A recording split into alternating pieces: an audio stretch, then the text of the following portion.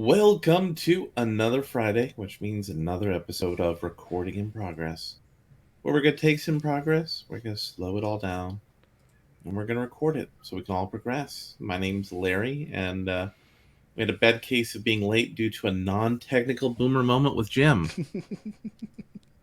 No, it was Boomer that prevented a non-Boomer thing to happen.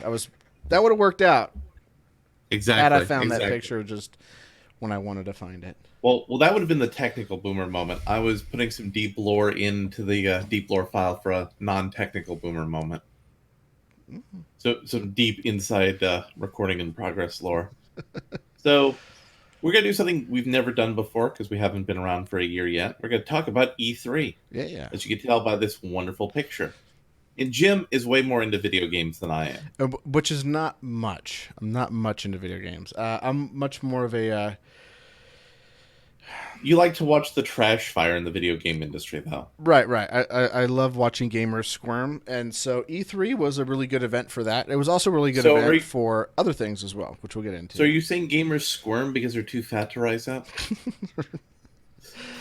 Well, I guess those ones wobble, I guess, or hobble, or roll. So you were all stoked about talking about E3. I mean, obviously we got the Keanu thing here, but Yeah. let's start off talking about E3. So overall, I would say it's mixed. I don't really follow E3 too much. I don't really remember what happened last year or the year before. The last time I remember an E3 vividly in my head was 2006, where we learned about Genshi, which is based on actual Japanese history, where you fight a giant enemy crab and attack its weak point for massive damage. That's about as much as I remember from any E3. And remember, that crab is historical. It's historical. It's based on Japanese history. So there was a few publishers that released some stuff, and usually the how good or bad it was depended on who was releasing the things. So first we had Stadia, which I don't think technically was at E3. Correct me if I'm wrong, but Google Stadia kind of announced what they're doing with Stadia, gave us more information, gave us prices, gave us all that fun stuff. Also, how cool is Bill Gates' jacket? We didn't get a Bill Gates appearance, unfortunately. We got a Dan Booty though. Dan Booty showed up. I think his name is Dan. It was something Booty. That's all I remember. That's the only name I remember except for Keanu.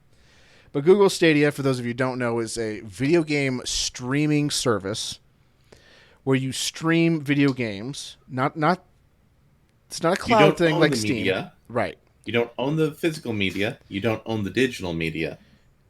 And you stream the media. Yeah, and you don't even compute what you're saying. You don't use GPUs, nothing. The only thing you're using is just an internet connection and a way to stream video. And that's it. And your controller, the Stadia controller, actually connects to the Wi-Fi. But you can also use whatever controller you want. You can use an Xbox controller, and it'll just kind of relay it back to them, which seems like it would even add even more delay. They're saying that the delay is not going to be an issue, which I'm pressing X to doubt because during this event, the video kept crashing on Google's own service, which it's not a good look. It's not a good look. There was multiple times where I had to refresh the page in order to see what I was watching. Overall, it was really bad. Basically, it's free, but you have to buy the games, or you pay $10 a month, and then you can have access to 4K, 60 frames a second, 5.1 surround sound stuff. Otherwise, you just get stuck with you get 5.1 surround sound, but you're only limited to 1080p. And I don't know what the frame rate is for that. But by all things measurable, it does. I don't think this is ready for prime time yet, considering the fact that Stadia's presentation was crashing, and that's not even adding GPU to the mix. This is just, hey, we're streaming a video announcing our product, and they couldn't even keep that feed up on their own services. Well, not a good look. So you're saying it's difficult to be excited for product so you can buy the next product? Right. And the product that we're going to get is you can buy the Founders Edition. It's $129. You get a controller, a 4K Chromecast, and Get ready for this. Get one free game. Can you guess? Mhm. Can you guess what wonderful game you can get access to after announcing some interesting games like Baldur's Gate 3? Can you imagine what game you're going to get with that? You mean like Halo, a classic game from Oh no! Oh no! Xbox? No! This is Google we're dealing with here. Um. We're getting Destiny 2. Oh no. Yeah. Oh no. It was pretty bad. And what do you get for that $10? Oh, I'm sure you get access to a bunch of different games that you can play, kind of like any other streaming service, right? No, Yeah. no, No. no. You just have access to 4K, and that's it. By the way, did you hear that they're now making 8K TVs? Yeah, which should be interesting. So that was a big bust. Google kind of flubbed that one. Not a good look. Well, I mean, it could be worse, right? I mean, I'm sure Bethesda had a great presentation. Oh, Bethesda wasn't even the worst one. So the next one after that was Microsoft. We'll get into the Microsoft one first. Microsoft, everybody was predicting after that one was over was, okay, this one's going to be the best one because we're getting, because what we were getting up after that, which we'll get into. And right off the bat, they start leading with, what was it? I don't remember what they led off with, but we got a trailer for Cyberpunk 2077, which was getting a lot of flack at the very beginning because how dare they have Cyberpunk during the day? It's like, give me a break. Well, there were several other things. Like apparently, the big hot thing for people to concern troll with over in video game land is called crunch, where you have everybody work overtime at the end of a project. Was this game delayed? It has been delayed Okay. a little. So, but it was probably a good thing because we're going to get Keanu Reeves, who makes a cameo at the very end of the video, and apparently he's going to be I don't know if he's going to be a major character, but he's going to be a prominent character. I hope. But And it was people are asking if they can have sex with Keanu Reeves' character. well, that goes without saying. It is Xbox, I guess. But not much after that was I mean, and then that was a cinematic trailer. We didn't get any footage of gameplay. In fact, I don't think there was any footage of gameplay for the entire E3 for Microsoft. Correct me if I'm wrong. We got some other ones. We got some let's see, Blair Witch, Bleeding Edge, Crossfire X, Gears 5. And then we also got a Gears Pop. Gears Pop? The Pop Funko Pop vinyl toys. Oh, They're no. making a mobile game for Gears of War. And Well, I mean, you have a phone, right? it looks really bad. I mean, but that's not even that's not even the worst. I mean, mobile game. you have a phone, Jim. It's not right? even the worst one. It's not even the worst mobile game. It gets worse. And then we got a cinematic trailer for Halo Infinite, which is the newest one for Halo. Oh, the new flight simulator actually looks really good, and I was really surprised in how well they made the whole entire world look. People at first were going like, "What is this? Is this like footage of stuff? Like, why are they showing footage of planes?" And I was like, "Oh no, that's rendered. That's in game." So is it possible that they restored the World Trade Center to the original Microsoft Flight Simulator? No comment. No comment.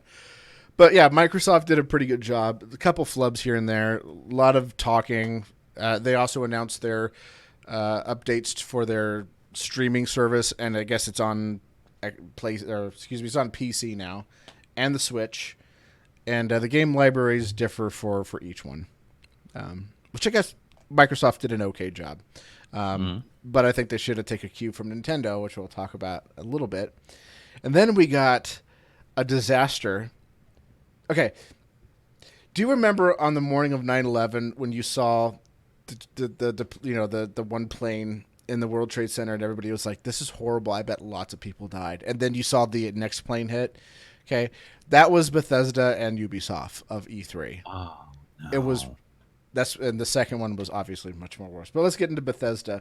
Bethesda either loaded up the front few rows of their event with employees, or they paid people. We don't know which one's which. But when you I have mean, if they people, paid people, aren't they their employees at that point in time? yeah. But when people are screaming about the mechanics of a mobile game, like Did they ask them if now there's they a had jewelry phones? trading system. Yeah, woo! It's like Did they ask them if they had phones?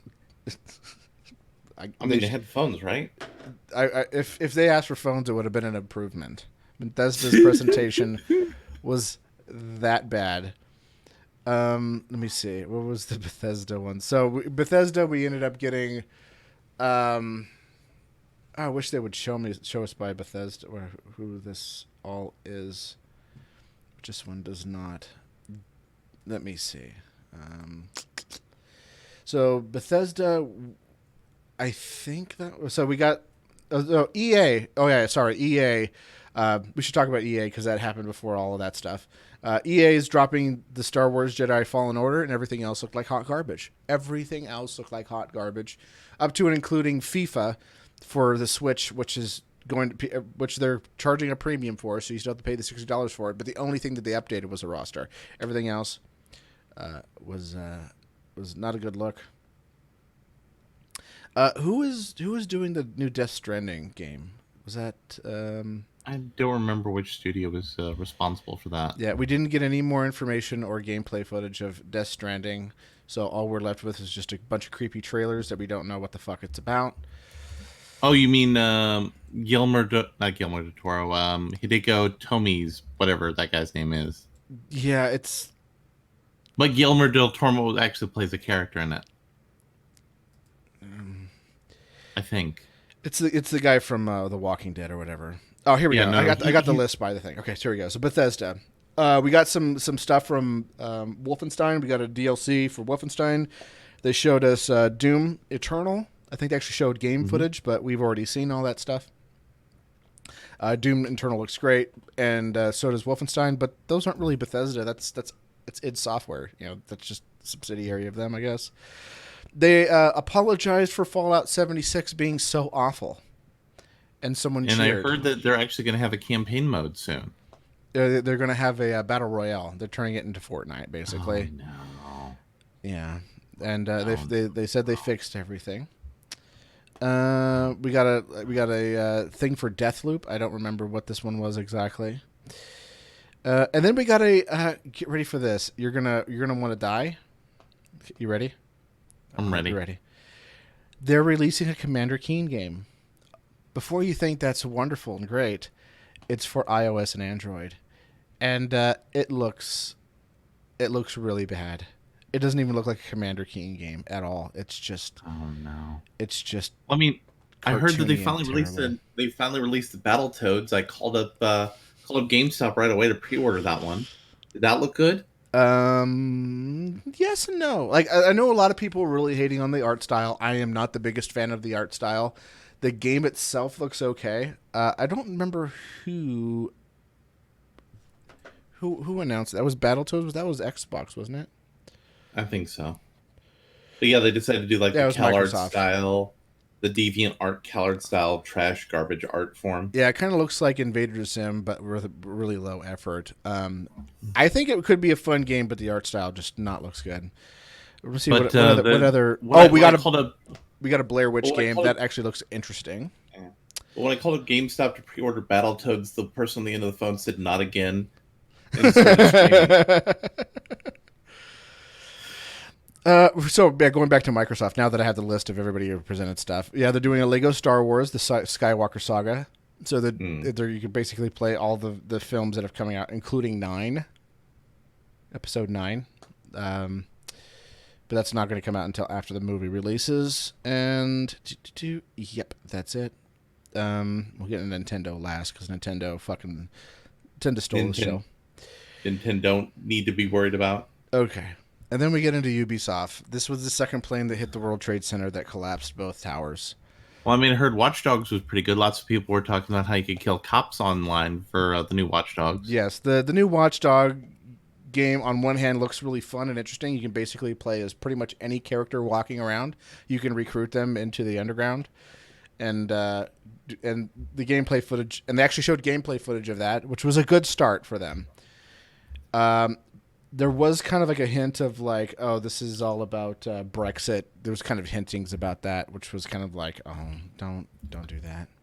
Please no. Yeah. Then we got stuff for Ghost Recon cinematic. All of them were cinematic. So Ghost Recon, Assassin's Creed, For Honor, Division 2, Roller Champions PC, which actually they were showing in-game footage for that, but not as actual gameplay footage.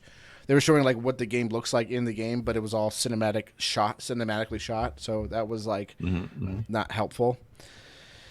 Gods and Monsters, but then they did the ultimate cringe thing ever.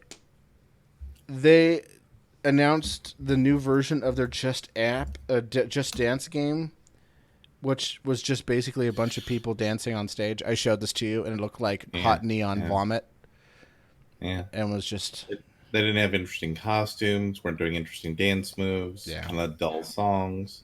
It's very low energy. They needed to have that Monster Energy drink before they started. Yeah, nothing looked really good except for Watch Dogs. Everything else just looked like a hot mess. At least Bethesda had Wolfenstein and Doom, which is going to be interesting. Then we got Nintendo. Nintendo saved the day. Everything was looking bleak. We only had like we got some nice glimmers of hope coming out of Xbox, and that was it. Nintendo announced Resident Evil 5 and 6 remastered. Mario and Sonic at the Olympic Games. No More Heroes 3. That was a shocker. No one saw that one coming. They didn't think anybody would make a remake after that. We got Dragon Quest. We have the announcement for Dragon Quest. Mm-hmm. And Builders 2, Echoes, whatever. We got Fire Emblem. You know, Fire Emblem game. Candidates of Hyrule, which is like one of those. It's like a Zelda game, but it's to music, and you have to do everything to the beat of the music, which doesn't look good to me. But a lot of people are like freaking out about it. Whatever. Then you got the game. I'll let you talk about this one. Marvel Ultimate Alliance 3: The Black Order. So this was done by Square Enix, if I remember right. Mm-hmm. Which they did a presentation too, and we'll get into that one. And the art was not good. No, it was very good. Instead of taking the tried and true Marvel Cinematic Universe looks or the comics looks or trying to base something off of those, they decided to make trash looks instead. Like they made Black Widow look like a woman in her 50s who did some steroids when she was on like some Russian Olympic team. It was not good. No, it was not good. It could be a good game, but it just wasn't appealing to me. We finally got to see what Astral Chain is going to look like. That game already looked amazing from the beginning, from the cinematic stuff. It even looks even better when you're showing the in-world stuff because it's not that much different. They showed stuff for Luigi's Mansion 3, which looks good, but Luigi, I don't know. I never played a Luigi Mansion game. Should I? Everybody says I should. I haven't played it, but I hear, Luigi, everybody wants to be Luigi. It's part of their desire to not be the alpha, but to be the beta. Yeah. But everybody thought that Nintendo wasn't going to be dropping a lot of stuff because they had already announced a whole bunch of new stuff. But they shocked everybody and was like, "Oh, we're gonna show you some awesome stuff anyway," and they did. We also got some more stuff about Pokemon Sword and Shield, Animal Crossing, which was the disappointment of the night for a lot of people because that got pushed back to March, but we already knew that. But they said, "Listen, we want people to be happy who work for us and not be sad, and we also want the people who buy our games to not be sad." Which which I give Nintendo credit because they also did the same thing to Metroid Prime. Metroid Prime they were announcing that it's coming soon to Switch. It's coming soon to Switch, and then they said, you know what? It's not as good as we thought it was going to be. We want to make a quality game, so we're going to delete everything we have and have someone else make the game. Great. And we're not going to release a game until it's good. And that's why Nintendo is great and Bethesda is hot garbage because they're just like, oh no. And the stock prices went down for Nintendo, but if it's a company like Nintendo that's flush with cash and they just have a temporary shortfall, that's a buying signal there, son. Yeah. That's not a problem. That's a potential future solution of buying Nintendo stock. Then they showed some more stuff for The Legend of Zelda Link's Awakening, which is like a Game Boy port, the remaster, rather. Then I nutted all over myself. I had to change my pants because they announced that Legend of Zelda: Breath of the Wild is getting a sequel, and they showed a cinematic trailer for that, which is good. They also announced Contra Rogue Corps 2, which is a new Contra game, a Contra Anniversary Collection with every Contra game, including the European arcade ports, which looks good. They also said that Panzer Dragoon is getting a remake for the Nintendo Switch. Nice. Phantasy Star Online 2 is coming for the Xbox One. And they were also showing off some stuff. Arcade 1-Up announced their their three new arcade cabinets that they're announcing, which all look great, which is... That's something for your personal interest. Well, I'm probably not going to get any of them except for maybe one, and I'm debating it. But there's a reason why I'm not getting into it. We'll get into that. First, they're releasing Star Wars, Empire Strikes Back, and Return of the Jedi arcade. You know, the old Vector games. Nice. Well, two of them are Vector games. The other one is like a racing platformer thing, whatever. Yeah. Then they're also releasing... No word on NBA Jam, unfortunately. Then they're releasing one that's like... It's like those X-Men fighting games that happened before Marvel vs. Capcom. I forget what they're called. Jewel or the something or whatever. It's basically all of them. And then also Punisher, the arcade game, which is a beat 'em up. So we're getting 3 fighting games and a beat 'em up, which is great.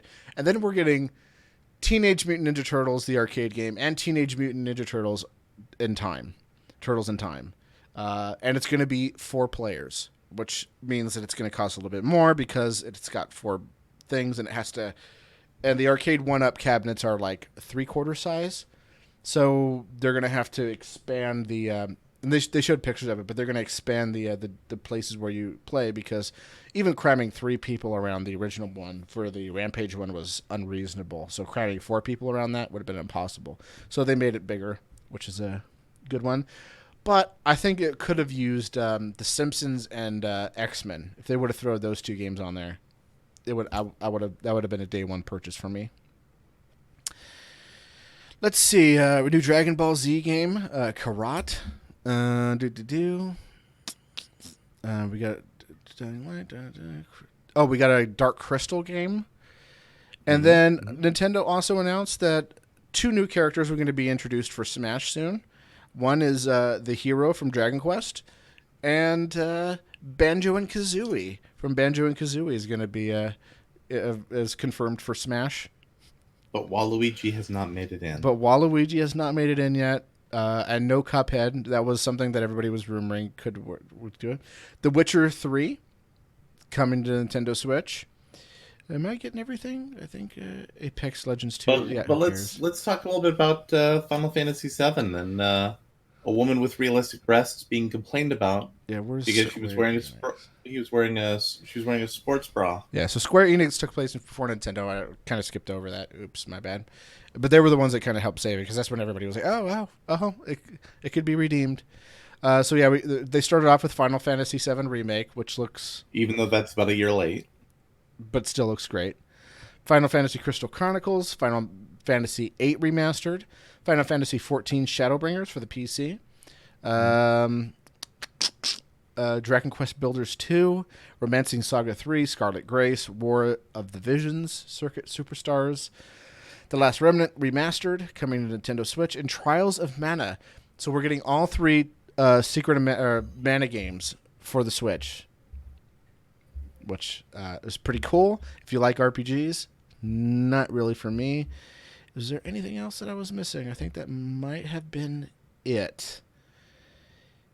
Yeah, but just knowing that they're going to be making a delicious, delicious new Breath of the Wild game is going to be great. They didn't really show too much for Mario Maker 2, which is the game that I'm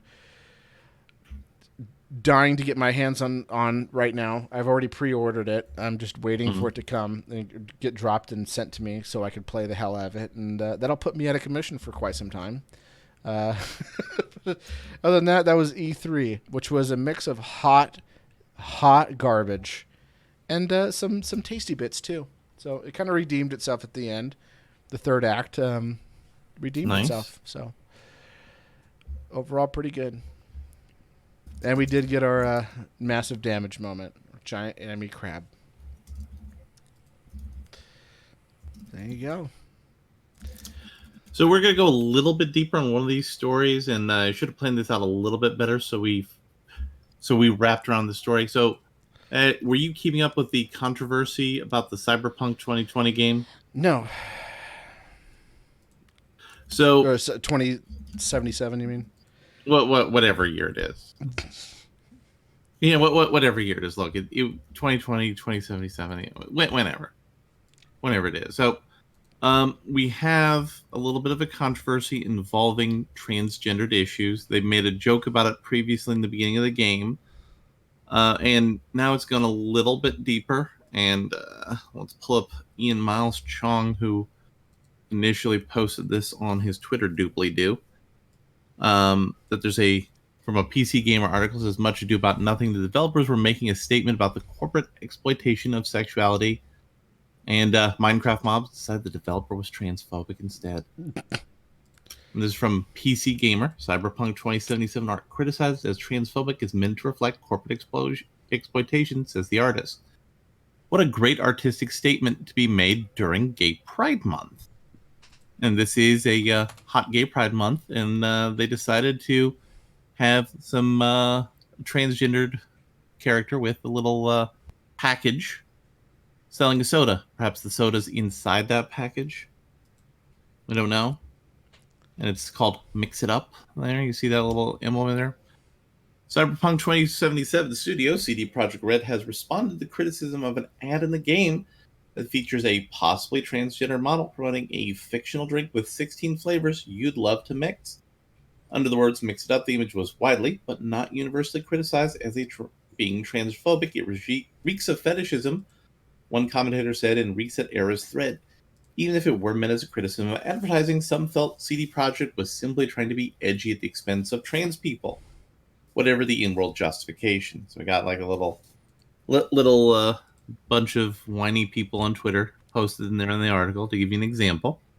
In response to this reaction, the artist who created it, Kaisa Ridzulik, told Polygon at E3 this week that her intent was in fact to reflect the dystopian state of the world in the grip of an omnipresent, all-powerful corporations. Personally, for me, this person is sexy. I like how this person looks. However, the model is used, their body is used for the corporate reasons. They're displaying their just a thing. That's the terrible part of it. Gender non-conforming people are more visible in 2077 than they are today, she explained. They have money, and so they're a prime demographic for this type of targeted advertising. The power of corporations in the game world means that everything about that marketing is more overt and aggressive. They create those very aggressive advertisements that use and abuse a lot of the people's needs and instincts.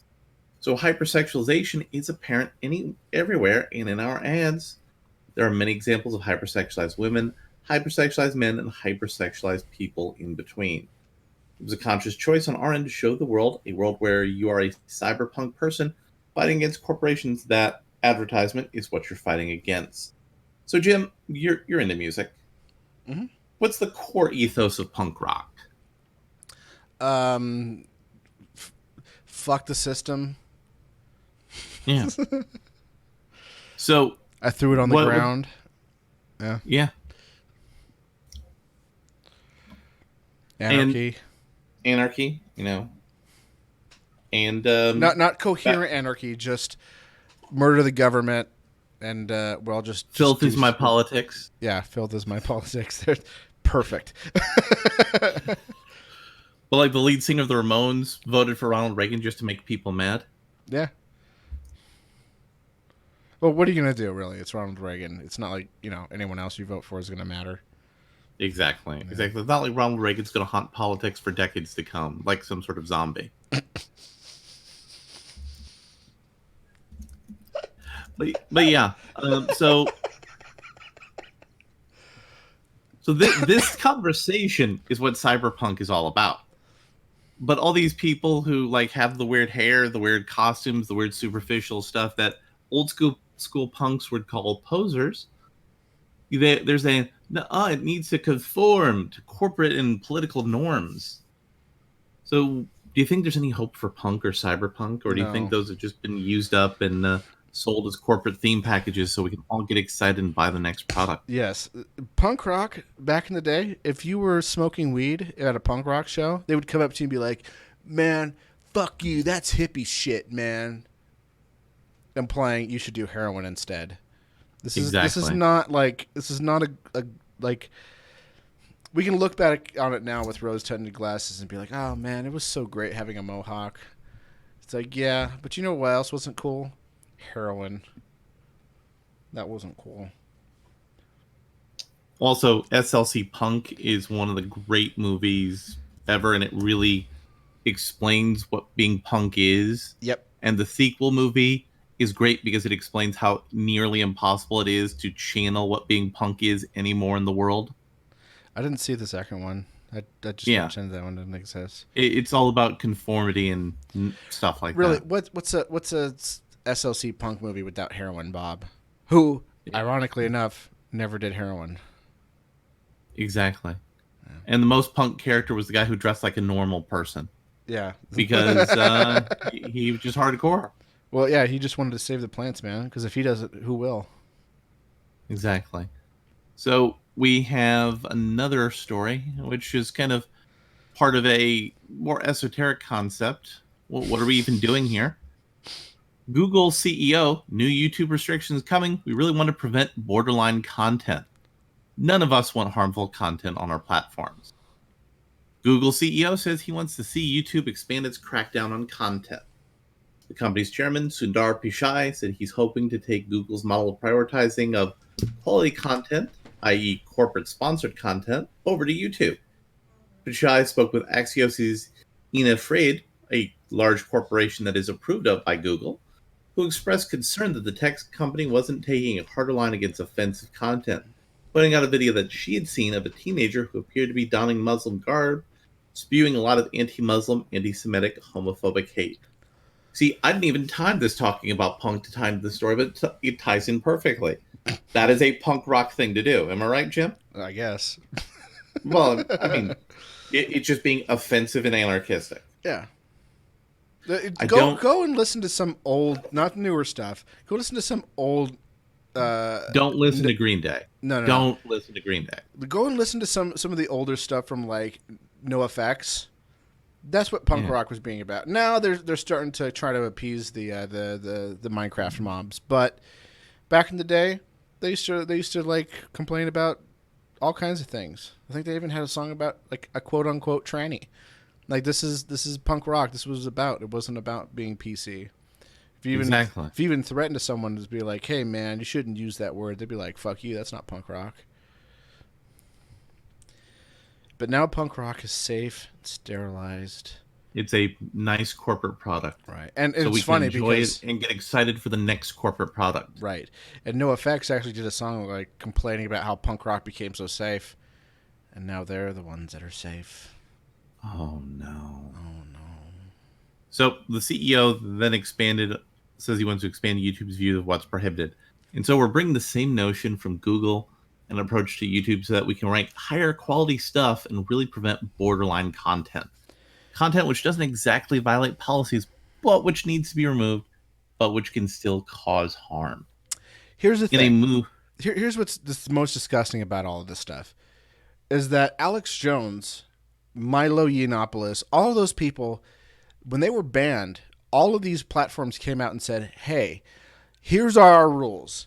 Here's where they violated our rules." And Jack even went on, Joe Rogan and explained why they banned Alex Jones from the platform. Because here's the rules. Here was the tweets that he said. Here's why he was banned. You could disagree with that, which I do, a lot of those things that he was talking about. But they had rules saying, here's what it was. When they were demonetizing Crowder, they came out and said, Crowder did nothing wrong. But we're going to take his money anyway. Right, we're going to take his money anyway. Good job. He basically had a really edgy, funny shirt that doesn't expressly say something wrong, but you can kind of, if you squint, realize that it's a joke that says something wrong. Yeah. So we're just going to take away all his money. Yeah. So Jim, how do you feel as a borderline content producer about this new threat from YouTube? I've never played Borderlands. No, I said Borderline. Oh, Borderline. I thought we were still playing E3. Yeah, exactly. So He also says they're going to be Well, getting I don't know what the rules are because they haven't said what the rules are, and even if I did know what the rules are, I could get banned for not breaking the rules because Well, the rules are do whatever YouTube wants you to do whenever YouTube wants you to do it. oh, that sounds like A a really dictatorship. yeah. In another move, Pichar said he acknowledged would be controversial. Fact checkers will be brought in to monitor YouTube videos. The thing we are trying to do is to bring more authoritative sources and fact check videos, which may be controversial. You know, it's kind of funny, like how they banned all those individuals who, of their own hobbies and interests, decided to fact check things about Nazis and other stuff. Mm-hmm. So it's very weird why they're wanting to not have people do that on a platform that's designed to, encourage community. It's so weird. It's almost like they're trying to shape what communities think. Right. I mean, I wonder why they would be doing that in advance of a presidential election, Jim. I that's I don't know. I think that's just a giant coincidence. I think it's Just a giant coincidence. Just a giant coincidence. I mean, what else could what else could explain it? What's interesting is that again, like going back to what we were talking about last week, like these fact checkers are so wonderful and great. They went and banned a bunch of Holocaust. Well, no, they banned Holocaust denier accounts, sure, but they also banned the accounts that were debunking Holocaust denialism, like denying history. So, did they fact check and did they come to the realization that the Holocaust never happened? Was that what's happening here? Are Google Holocaust deniers? That's an interesting question. But you know what? Tim Pool has an even better question. I just realized Ancient Aliens is now in violation of YouTube's community guidelines. And it is because it's a conspiracy theory. They have policies either demonetizing or deleting accounts that spread conspiracy theories. In fact, if you go to a lot of conspiracy, even ones debunking conspiracy theories, you'll get little messages on there saying, "Hey, did you know that the conspiracy theories around JFK are untrue? He was actually shot by Lee Harvey Oswald, blah, blah, blah." I wonder.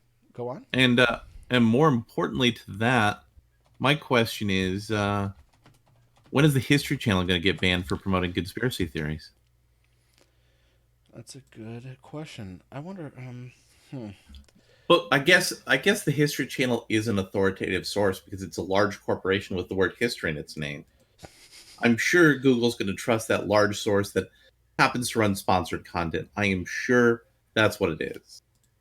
Aren't you sure, Jim, that that's how Google knows what's better for us and is going to communicate that with us? Yeah.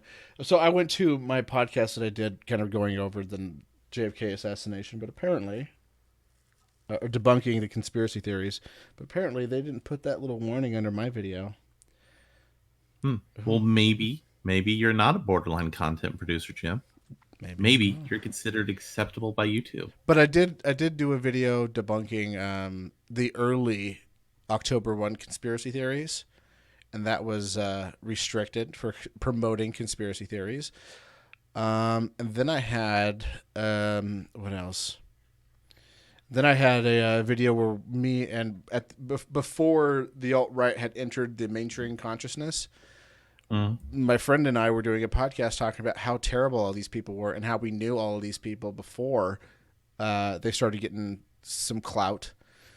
And we're talking about how bad they are. And apparently they said, "Hey, that's hate speech. You can't talk bad about Nazis. It's not good." So, exactly. I mean, how dare you? YouTube is doing some great stuff, allowing us to be allowing us to have controlled speech and controlled opposition that they approve of. Right. So we can only disagree with the corporate mandate in the approved corporate mandate ways to disagree with. I, for one, am glad we have all this wonderful democracy on the internet. Aren't you, Jim? Yeah. Now, there was another guy out there who was fighting for democracy, fighting against the evils of Orange Man. And he also was talking about the evils of the Pizzagate conspiracy theory. And so it should surprise no one that Peter Bright, known as Dr. Pete's on Twitter, got arrested and charged with soliciting sex with children. Dr. Pizza sounds like a Tick villain, doesn't he? Yes, but apparently that's also a name for a molester. So that's a whole other little problem. Tech reporter Dr. Blight, no, Dr. Bright. Dr. Blight was a villain. Has been arrested for soliciting sex with children online. And one of his big things online was to try to protect children, to tell them, no, this is danger. He was employed by Ars Technica until recently. I wonder why. A federal complaint alleges that Bright sought to molest a 7 and a 9-year-old and met with an undercover agent for this purpose. That's a big oops.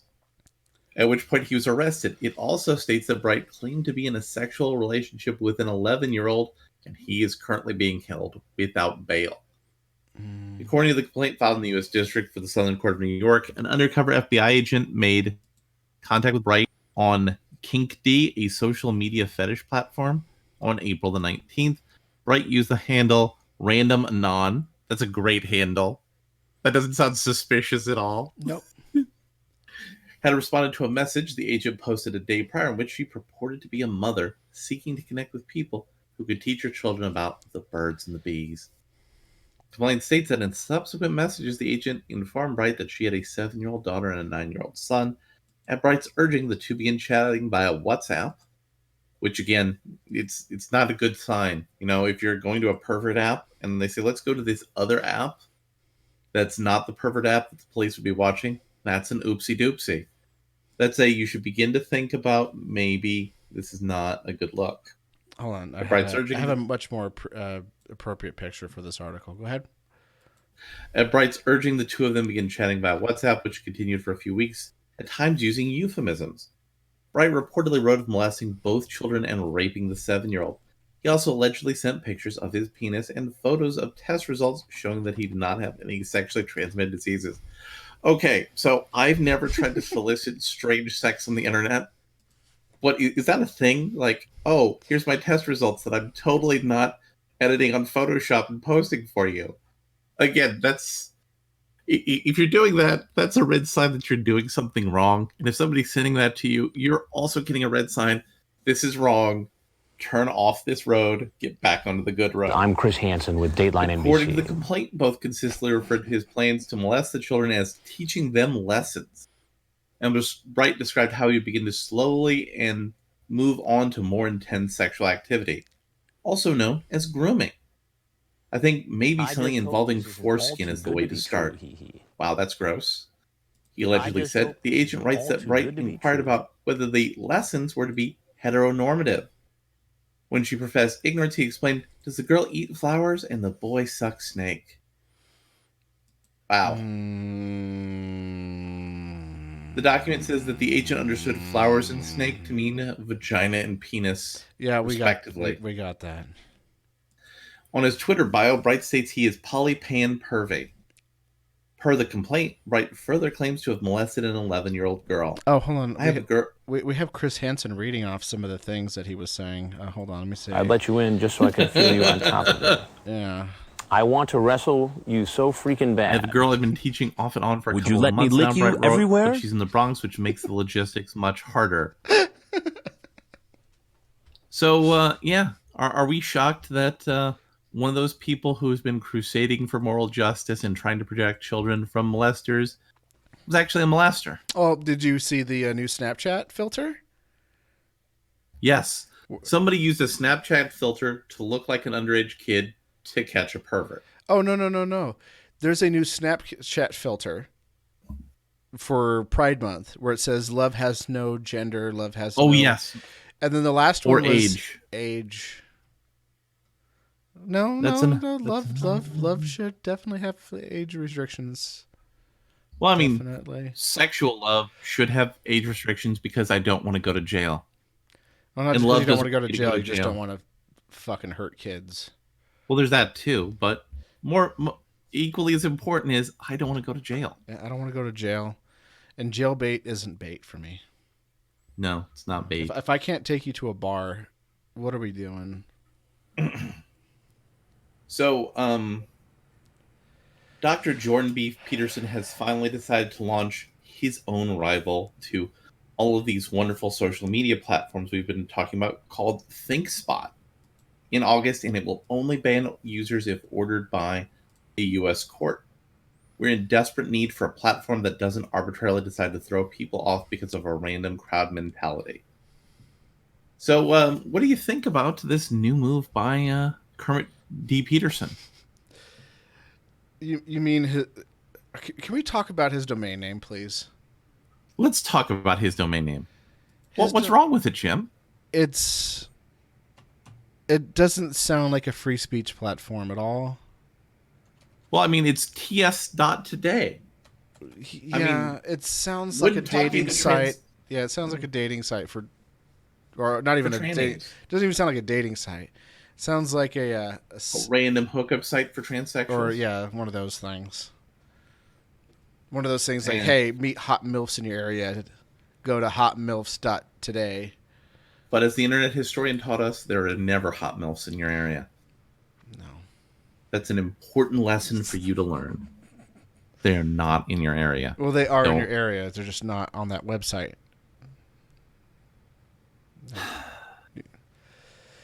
And we have another interesting little bit of news.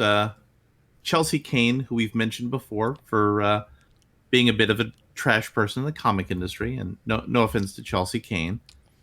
And there's another thing I'm going to add in right underneath Chelsea Kane that's related. So Chelsea Kane had gotten some hate speech from folks on the Twitter, and she no longer is on Twitter over that. So she posted mean tweets on her comic book, and many of those mean tweets were about people attacking her for not representing trans people. And I would show you the original tweets that Chelsea Kane had when she apologized. She begged for forgiveness. But after her continued harassment, she just quit Twitter.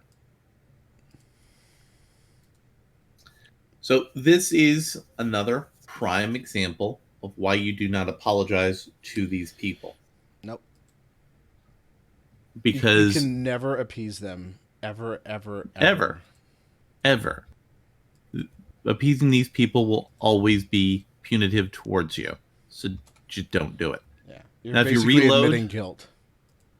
Now, if you reload on a relationship to that, the Mary Sue talked about Fat Thor and is trying to promote Fat Thor. Said, white guys who liked Fat Thor, do you understand representation? Underneath that, a fat feminist witch said, Chris Hemsworth in a fat suit is not fat representation. So you can't even use wokeness being inserted into a movie without these people attacking you. No, just don't. That's why inserting wokeness into your product that doesn't make any sense, it's a bad idea. You just shouldn't do it. Because these people will not be grateful. They'll just be angry. They will just be angry and they will attack you. So don't do it. Yeah. Don't ever make deals with these people. But now we're going to have some positive and mixed news about the future of movies. Yay. I saw this and I was excited. Neil Breen, the legendary auteur of the genre known as So Bad It's Good movies, had an interview with a Philadelphia-based, I think it's Philadelphia-based, movie magazine. Let me just check that, just to be sure. Yes, it is a Philadelphia-based film festival, so their news magazine interviewed it. And we're going to get into Neil Breen's interview because it's just wonderful. It's just wonderful. Cynadelphia. To get it out of the way, you came to filmmaking late in life. This is from 2014, though. Yes, but it was recirculated recently on a Neil Breen thing, and I just want to talk about it because it's great. Okay. Because it's great because we get a moment. Neil Breen. Yes, but it further expands on how great Neil Breen is, and I know a lot of the people who watch Neil Breen, and they may not have had the opportunity to see this, so I want to share that. So, talking about him being an architect, is that I'm actually still an architect. To keep the long story short, growing up back east where I was raised, filmmaking as a little kid, 10 years old, is just an impossibility. It's not like I was raised in Los Angeles or anything like that. Where are you raised, Neil? and this is where the interview gets special. I don't really want to get into personal stuff like that, only because there's a lot of identity issues and so on and so forth. All right, so I was raised on the East Coast and went to college. I have no architects in my family or anything like that. But I just thought being an architect was interesting from a creative and technical point of view.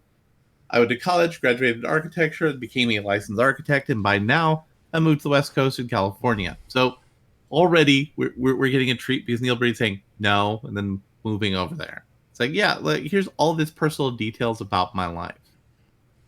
And talking about, of course, your films are self-funded. Well, you know he's smart because he went to college. He did. He went to college. Did you even go to college? I did, actually. I have a degree. Maybe you should go back to college because it's so stupid. I went to college. So let me see. Let me find the other really juicy one. So we asked him if there's any Hollywood blockbusters in his future. The next one, you'll be surprised. The next one, you'll be surprised. But yeah, I'm not interested in making gang movies about drug dealers in downtown Brooklyn. I don't get that. I understand it. I appreciate it, but it's just not for me as a filmmaker. All of my 3 films, I really don't repeat anything. I don't repeat characters, and none of them are sequels, and none of them have any common themes. I just want to repeat that. And none of them have any common themes. They're all the same movie. Here's the premise of all of Neil Breen's movies. He is the greatest person to ever live. He's not just the greatest person to ever live. He's either a god, a demigod, or cyborg Jesus, or a cyborg zombie Jesus. Or a twin who's also Jesus. And everybody else is bad. And not just like, oh, we're doing bad things because we have an ideology that whatever, or maybe we're just wrong in our opinion. It's like, no. They sit around in high-class society drinking champagne with monocles on saying, oh, yes, we like to rip people off because that's how we get lots of money.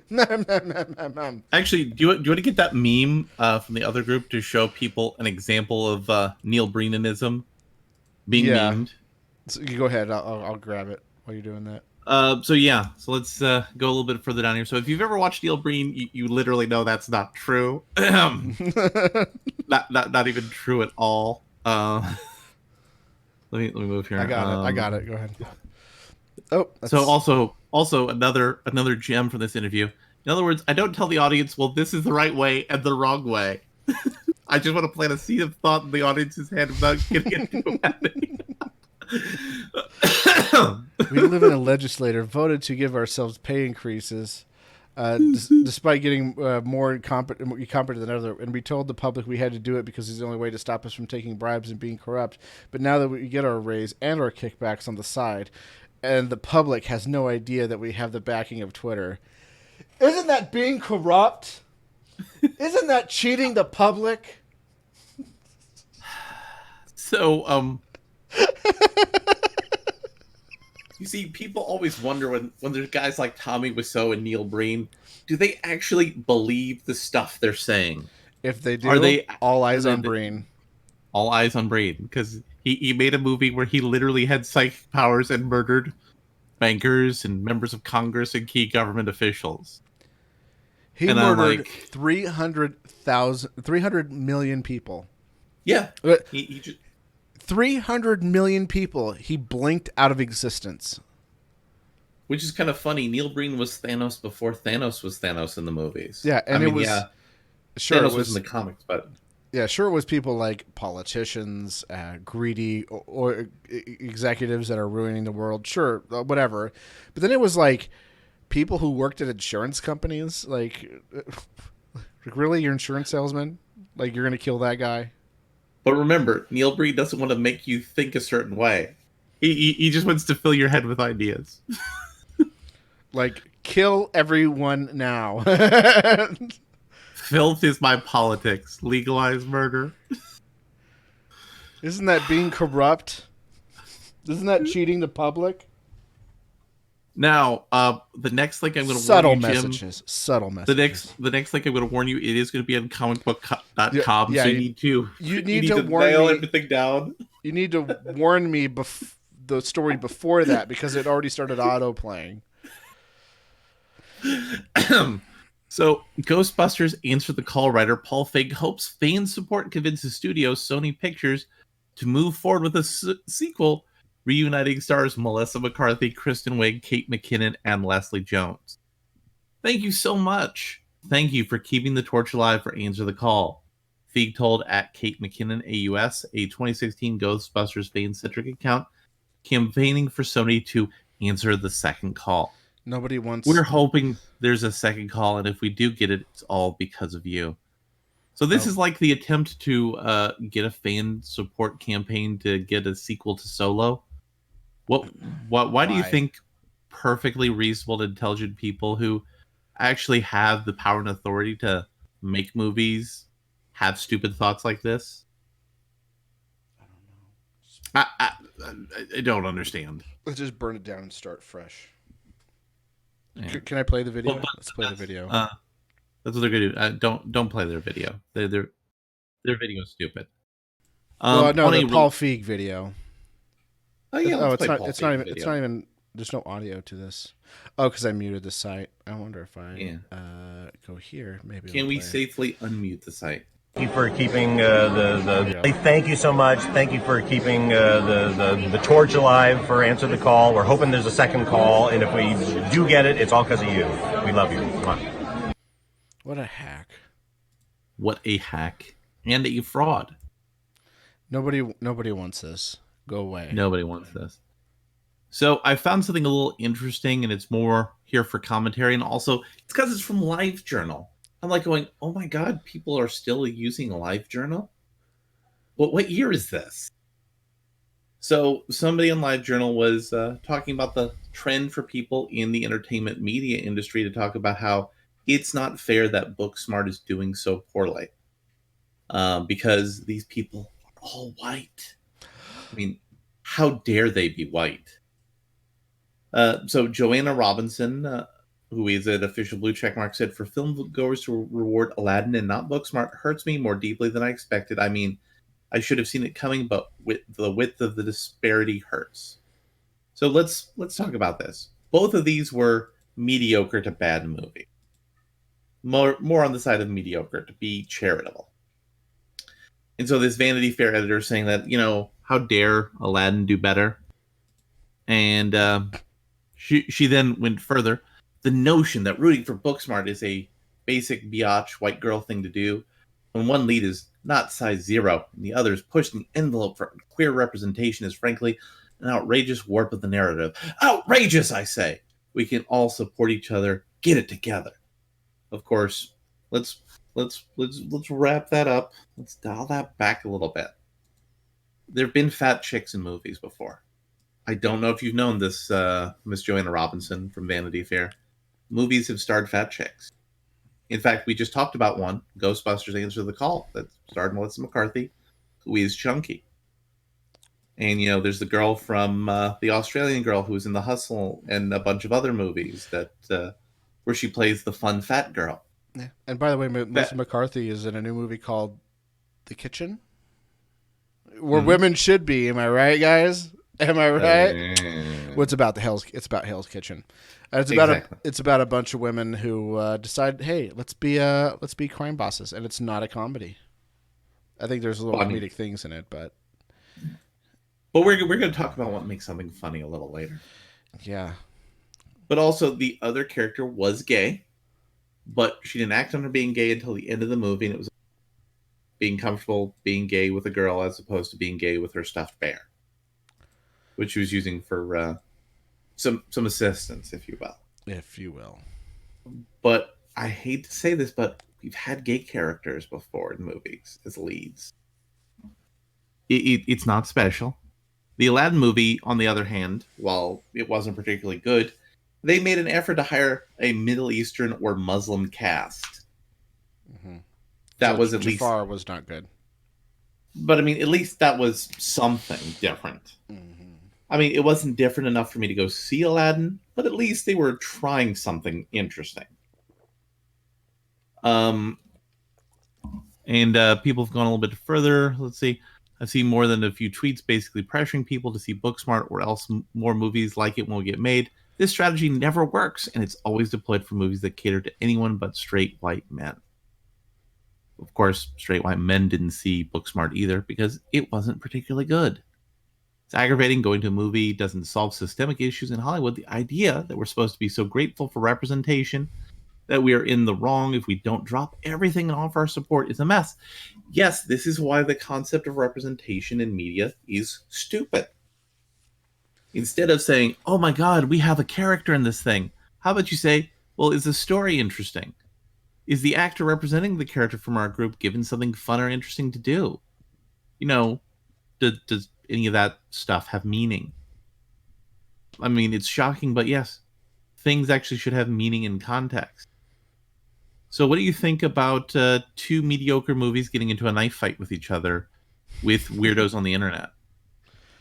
Can I watch? I mean, are these really visually, aesthetically pleasing people to watch in a knife fight? Yes. Because Alrighty I then. both want them both to die, and so if they get in a knife fight, one of them will die. Yeah.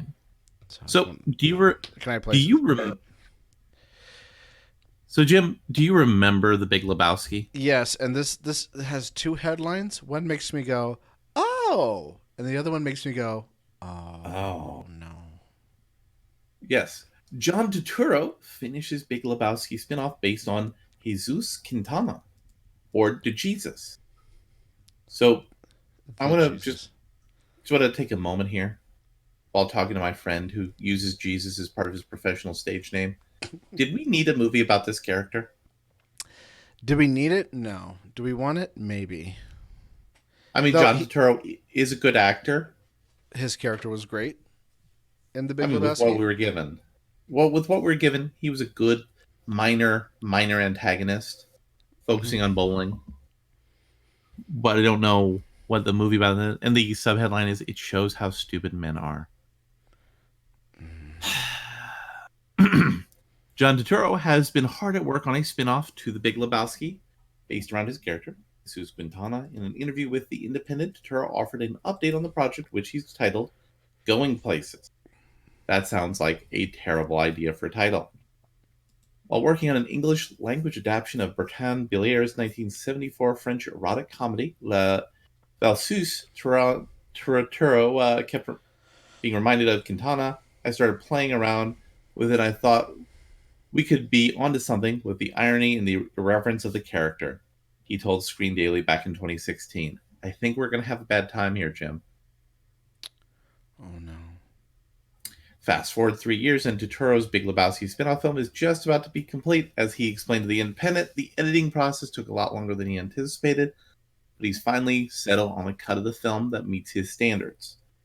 A previously released plot synopsis describes Going Places as a film about a trio of misfits who, irreverent, sexually charged dynamic evolved into a surprising love story as their spontaneous and flippant attitude towards the past or future backfires time and time again, even as they inadvertently perform good deeds. In addition to Turturro, the cast includes Audrey Tautou, whoever that is, and Bobby Cannavale, whoever that is. It's a bit of a racy movie, Turturro elaborated in the interview with The Independent. It shows how stupid men are. That's what this movie's kind of about. Women are the stronger, more together characters. I had to tweak a little bit, but now I feel really good about it. It's basically about the exploration of Jesus getting out of jail after being framed as a pedophile. A comedy, but a very human comedy. Oh, so he was That framed. sounds, but that still sounds terrible. I just wanted to know about what happened with his whole thing. Did he really do it? Yeah.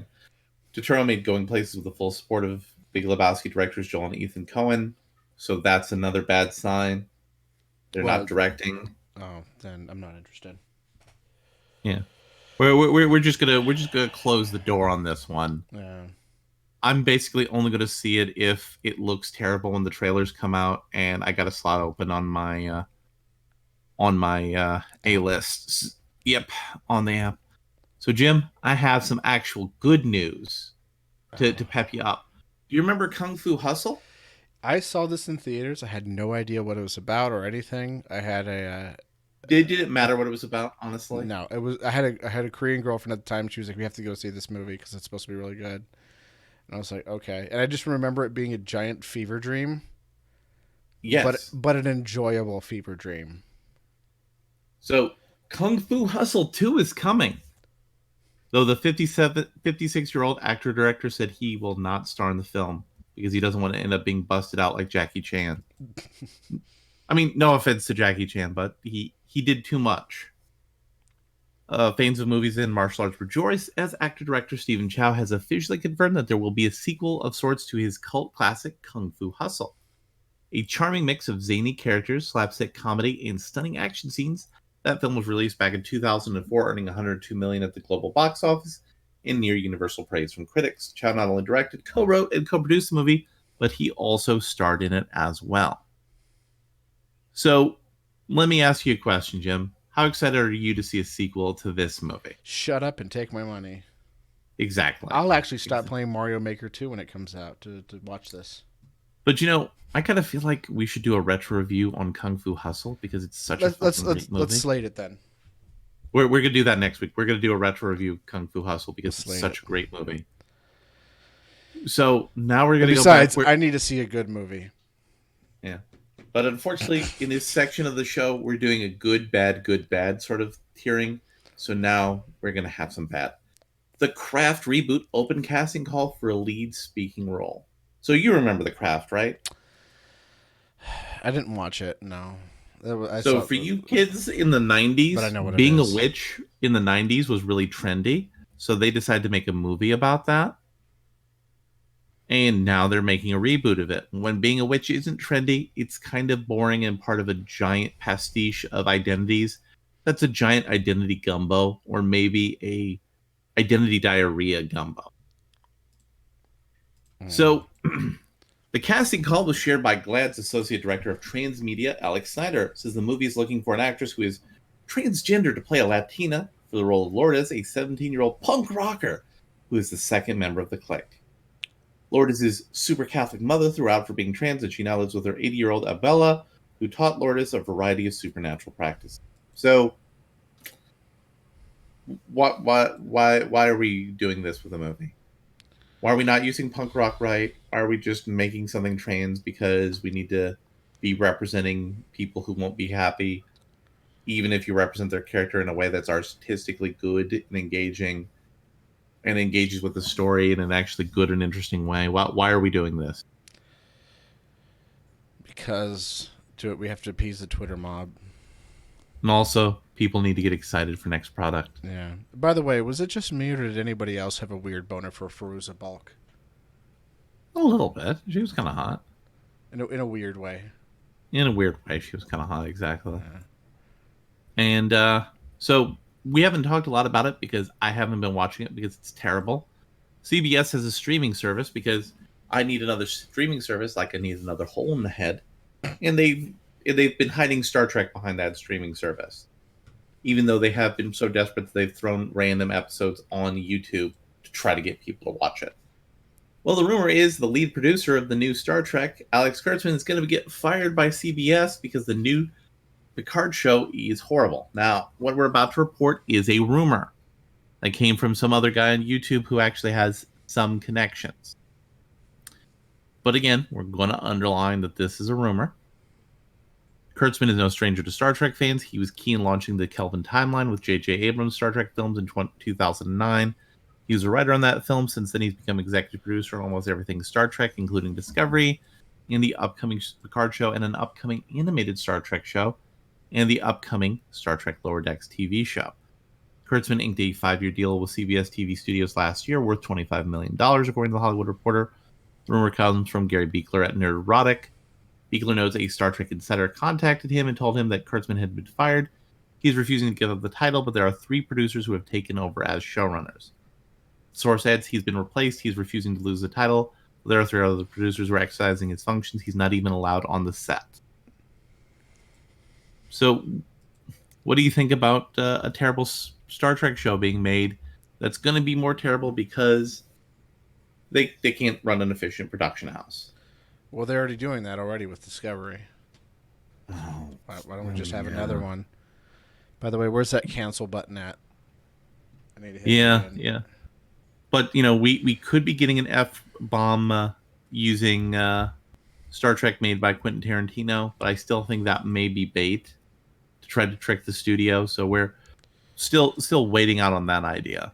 By the way, did you see the trailer for Tarantino's new film? Looks pretty good. Oh, it looks pretty good. Yeah. And there's this one sequence that I still love in the trailer that really is, once I saw this sequence, it just made me love it. So it has Bruce Lee doing his famous, "My hands are lethal weapons. If we get in a fight and I hit you, you die. I go to jail." Then Brad Pitt, with perfect Brad Pitt delivery, said, "If you accidentally kill someone in a fight, it's called manslaughter. Anybody can go to jail." I hope they're going to touch on the fact that Bruce Lee wasn't like nearly the badass everybody thinks he is. Well, it's more complicated than that. Yeah, it's much more complicated than that, but at the same time. But no, like among martial arts people, he was extremely well respected and extremely good. And there's like several films of him doing martial arts that they literally can't keep track of his hands because the old cameras from the 60s and 70s couldn't go as fast as he was going. But Bruce Lee also in his book talked about how, yeah, I have a gun because the best martial arts technique is to stop a fight before it happens. Mm-hmm. So, he's a more well-rounded character than we're frequently seeing. Yeah. But there's more sad news. There's a lot of myths around him that a lot of people. Yeah. Yeah. So there's more sad news, though, in Star Trek land. A bunch of Twitter weirdos told William Shatner that they wished he was dead. Oh, yeah, this is not new. And William Shatner, well, these were recent ones. Right. Posted this tweet, said, "Here's this tweet from some rando. Hot take, I wish the real Leonard Nimoy was alive rather than Shatner. William Shatner, do you realize that you're an old white man trying to insult young folks who have a brighter future ahead of them than you'll ever do?" So let's put a pause on that. Mr. William Shatner has starred in multiple very successful TV series, published a series of books that were so successful that they were a 2-season run TV show. He's been in multiple movies. So a lot of these young people, they're not going to have as bright of a life as William Shatner had because William Shatner's been a very successful man. Also, he's an accomplished musician, even though he can't sing. Rocket Man. Rocket Man. Well, that's not even my favorite one. We'll get to my favorite one after the show. Because we do have an album to talk about later, but we'll get to that a little later. Let's see. Another mean tweet for William Shatner. Yeah. Dude hasn't been relevant in ages, but sadly his attack doesn't affect me at all. I'm saddened by it. But doesn't mean I'm not only him because of his homophobic and sexist comments. Or here's the thing. Did you ever consider saying you wish somebody was dead and they're angry at you? That's a reasonable reaction? No. Shouldn't you not just not? Just not. Yeah. You just should not. Oh, here we go. Why would a group of older women send death threats to any woman they think is dating a certain actor because they want him to date his co-star who is engaged to another person? That's in reference to the Reylo fans. If they are bully enough to think it may come true. So yeah, that's this is not a good look. And we're not blaming Star Trek for this problem or Star Trek's fandom. We're blaming the individual people who said really stupid and hurtful things to William Shatner. Because nobody could be reasonably expected to control what a random group of weirdos on Twitter say. That's not a reasonable expectation on anybody. We're just all lucky that William Shatner is a person with a well-built sense of personal self-integrity, if you will. They're just like, wow, look at all these trash people saying horrible things at me. I'm going to go back to sleep in my mansion. And I'm going to enjoy myself living a life because I have been incredibly successful as a human being. And that's really the ultimate takeaway. We have all these people being upset and hurt over things happening, and they're claiming to have post-traumatic stress disorder symptoms. Maybe a crucial thing is to take that anger and hurt and energy and use it to be like William Shatner, be a successful person. That should be a goal. So, Jim, let's talk about some music. Right. time for Jim's music review. So no, this is not out of focus. You are saying this correct. This is the cover of the album. It's the self-titled album by a band called Anti-Mask. Now, a lot of people may not be familiar with Anti-Mask. I just want to. I wasn't familiar with it until Jim told me. Jim's getting into things that are outside of my my wheelhouse, but that's good. Yeah. But you may be familiar with the two individuals who are the musical kind of frontmen for the group, which is Omar Rodriguez Lopez and Cedric Blixer Zavala, who had some very popular bands. Perhaps you may have heard some of them. Perhaps you may not have, like De Facto, At the Drive-In, and a little band called the Mars Volta. This was them getting back together after a little bit of a tussle that they had that caused the Mars Volta to disband. They decided to get together and produce this self-titled album, and then later on they decided to reformed At the Drive-In and do a couple tours and another 2 albums, one of which was an EP. And now they're talking about getting the old band back together and starting up the Mars Volta again. And it has to do with this particular album, and this album getting some praise but not a lot of attention. So they're saying, hey, maybe we should do this, but not just do this, but do this right. And so they're still kind of. So wait, you're saying the band? So wait, you're saying this band broke up and then they formed another band so that they could work out their problems from their original band? This was the band that kind of got them working together again. They're not defunct yet. They still tour and stuff, and they are talking about another album. In fact, I just never imagined a band could form another band to get back together as the original band, but that's kind of cool. Yeah, they like doing all kinds of different projects. Omar Rodriguez does like a solo album, like I think every 6 months or something like that.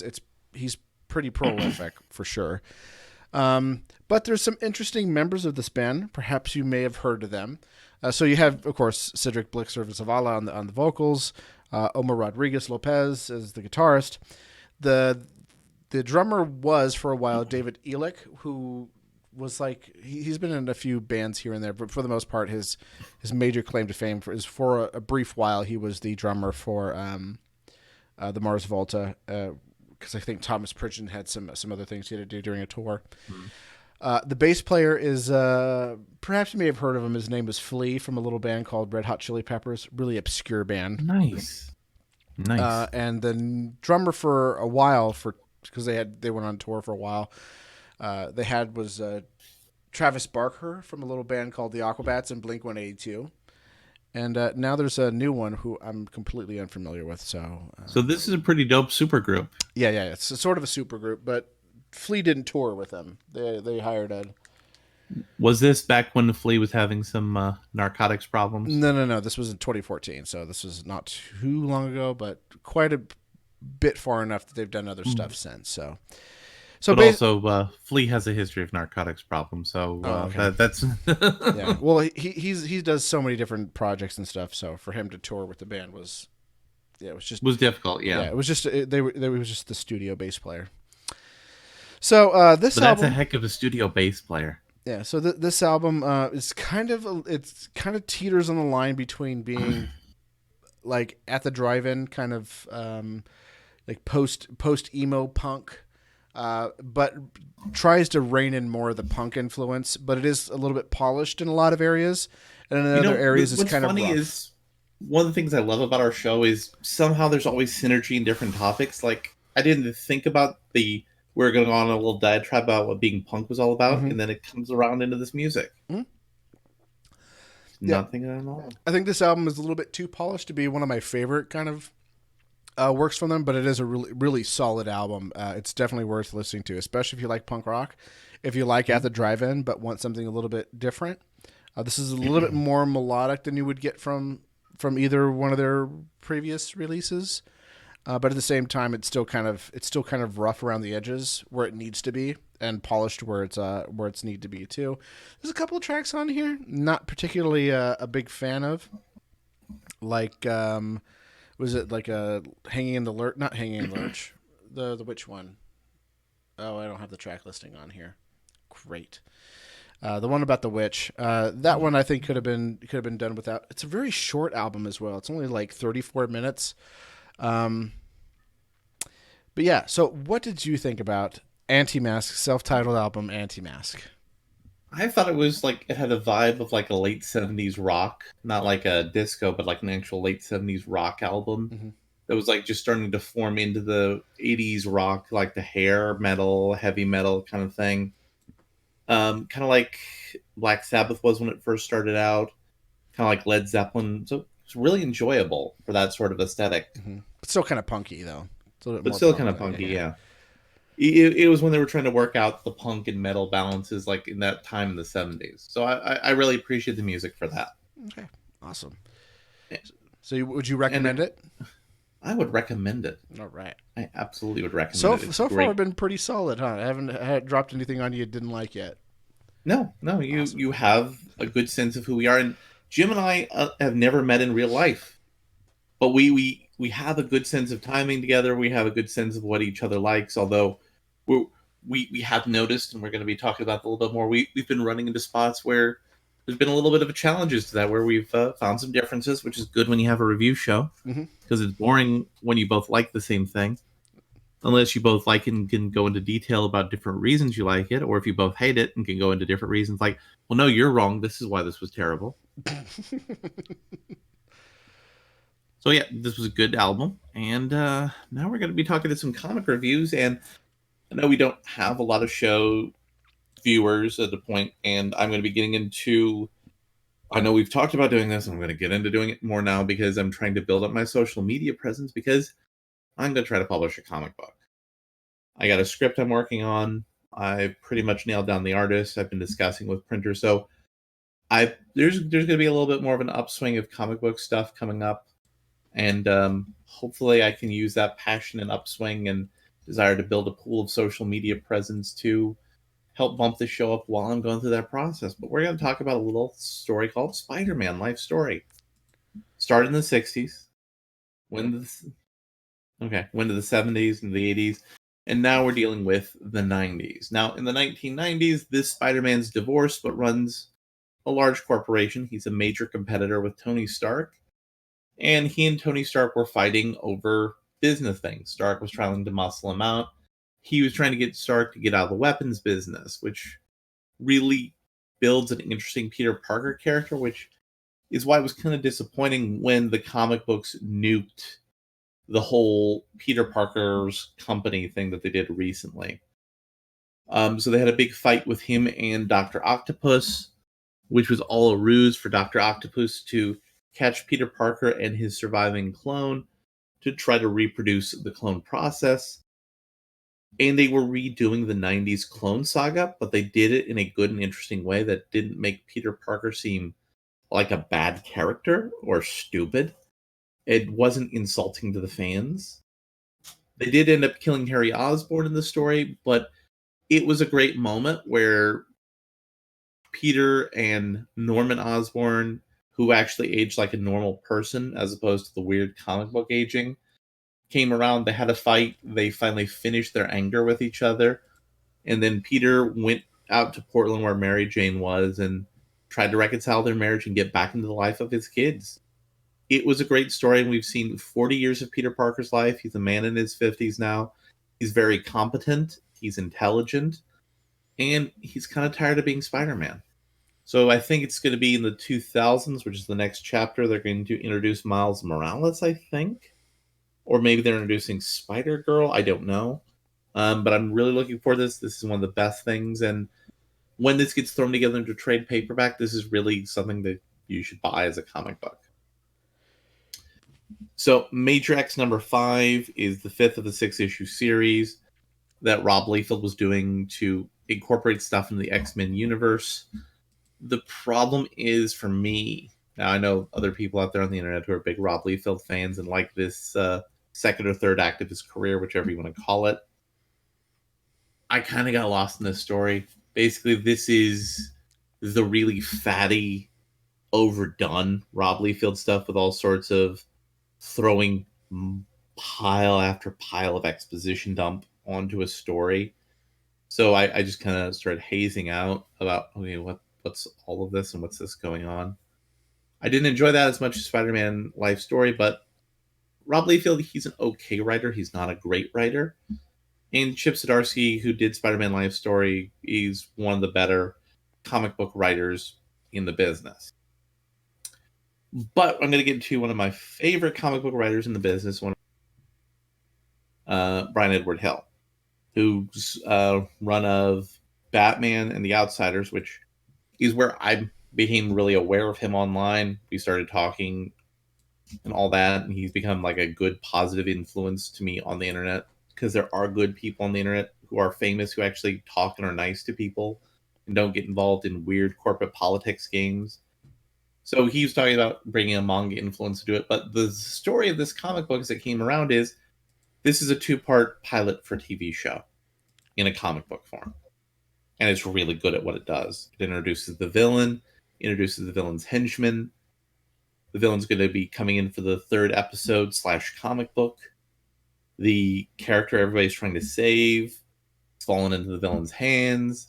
The team's having to come together, get stronger, get better to be able to go up against the villain. It's a great comic book. Well written, strong art, very dynamic art. There was a Terminator reference that he threw in at the end of the last book that got dialed back in a, look, if I just told you I was a weapons dealer, would you have followed me? I mean, that was kind of great.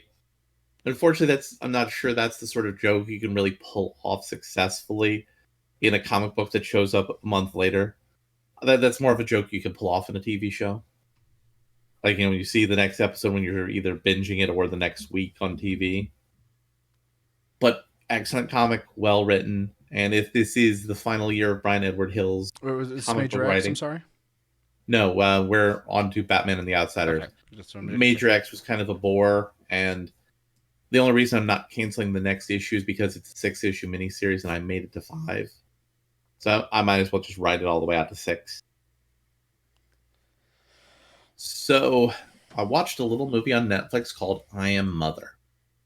So I Am Mother's a little movie about a little baby girl that's grown in a machine by a robot. And the robot's educating her and helping her grow up into a young woman, and so that she can help repopulate the world with all the other embryos in her factory. And nothing sinister or dark or wicked is involved at all in this process. Except, yes, it is. It's literally a science fiction movie. Robots raising children from a factory. Of course it is. Robots have a dystopian thing outside where they're killing off humans because robots wanted to create the perfect form of humans by growing them in controlled lab conditions and then releasing them into the world. I kind of recommend it, but it's not like super innovative or interesting sci-fi. When did this come out? This came out this month on Netflix. Solomon Kane, so that means James Purfoy? No, that's one before that. Oh. I Am Mother. Oh. Which was also something I saw on Netflix. So it's about a robot.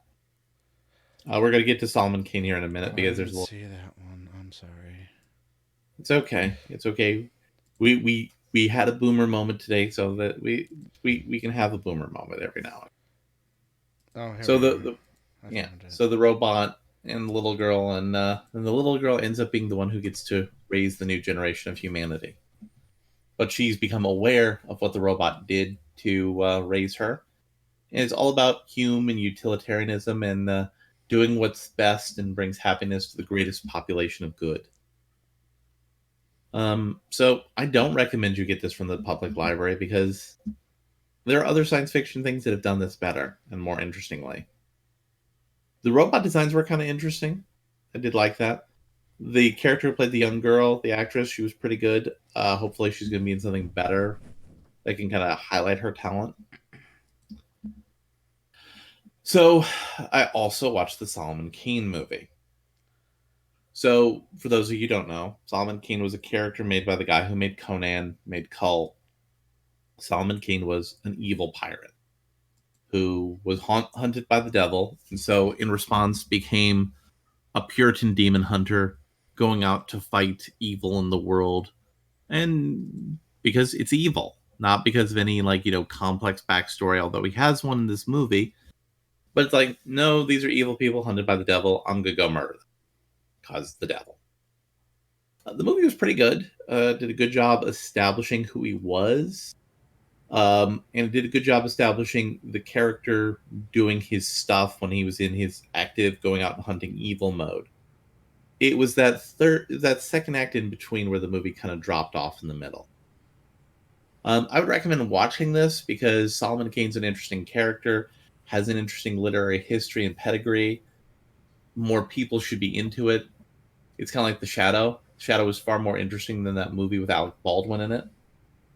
But, all we got was the Alec Baldwin movie. And we've had some good comic books and novels, but nothing that's ever gone up and been raised to that next level.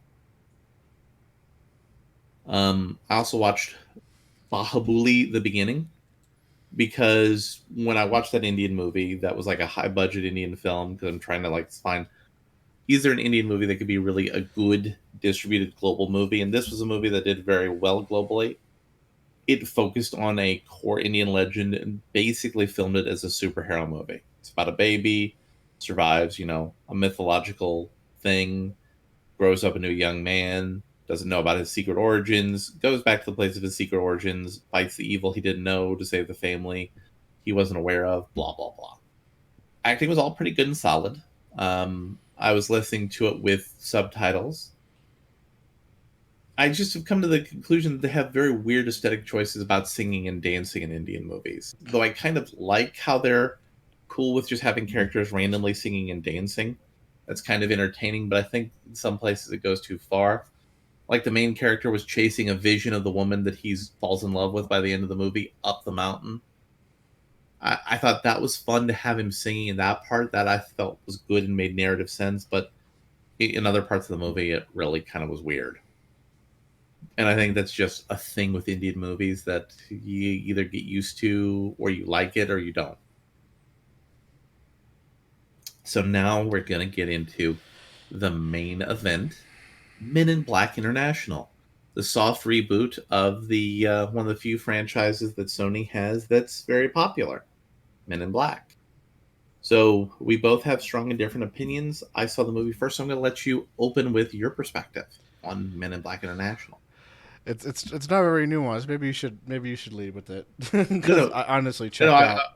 I want you to open up with it because you checked out. Okay. So, Men in Black International is about this lady played by Tessa Thompson named Molly, but she goes by Agent M, who when she was a young child found a little alien little character in her bedroom after her parents found it in the trash. Dig into the trash. So they thought it was like a raccoon at first, and they go outside, and there's a couple of Men in Black outside saying, "Hey, we're pest control," and then they blanked their mind, but she looked away just right before they used the thing, and so her parents got what is it called, the neuralizer, the little flashy thing, and then they were like, "Yeah, this was just a raccoon. Go back inside," and so she helped the little alien escape, and she told her who the name was, and the little alien told her a phrase and hopped out of the window. She knew that something was a modern movie. That phrase will never come back into play again. Never. Nor will that character ever again. I know, right? And I mean, it's amazing. How about this, Larry? Ubashkayashkidish. I want you to remember that for 20 years. And say it right. You see, I didn't have a problem with that element just because that's just a certain kind of goofy thing that a movie has. That, if you can't give a little suspension of disbelief for something like that, I can understand that, but it came back in a way that just wasn't satisfying. We'll get into that. Yeah, we'll get into that. Yeah, so she goes on a quest to try to figure out...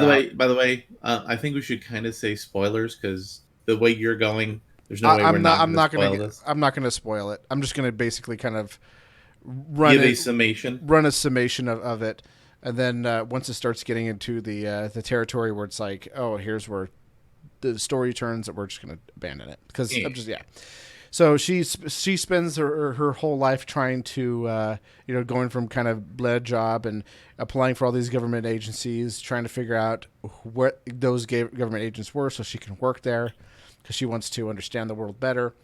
And they like every place she applies at, they like her, and they just kind of go like, no, I want to work up there. And they're like, what, accounting? No, up there. Yeah, accounting. That's still accounting. No. So she goes, okay, apparently this is not the job for me. So she ends up finding the Men in Black, and because they found her and she had some interesting things to say and she was really smart and whatever, they realized, yeah, you're a good hire. We're going to send you to London as a probationary office agent. And that has nothing to do with the fact that we're going to film most of the movie in foreign countries to try to increase foreign draw in the box office. Yeah. That's... I mean, if this was a movie and not like a completely real fictional universe where completely real people live. No. So she goes over there and meets Chris Hemsworth, and she gets a lady boner over him, and she uses a way to work with him. Because he's a hero who fought, what is it, the Hive, who fought off the Hive, and him and whatever fought off the Hive with a gun, with a particular gun. That's all you need to know. That's all you need to know. That's all you need to know. And they have to go on their first mission, and things unfold. And because from this there. is a movie, things go wrong in the mission. Right, things go and wrong. That leads to the plot of the movie. And Chris Hemsworth isn't the agent that he used to be, because he was lauded as the best agent. He was the hero who saved the Earth from the Hive. So, Jim, are you saying that his character goes through an arc where he goes to a low point and then recovers and then becomes a better person at the end that he was when he began in the movie? Yeah, he has an arc. It was definitely an arc. She doesn't really have... She has kind of a flat arc. Yeah, she has kind of a flat arc. Liam Neeson's character has an interesting arc. We'll just has a cameo character arc. Cameo character arc. And so was C, who also has an interesting kind of arc, and you kind of go on a little bit of a roller coaster with him.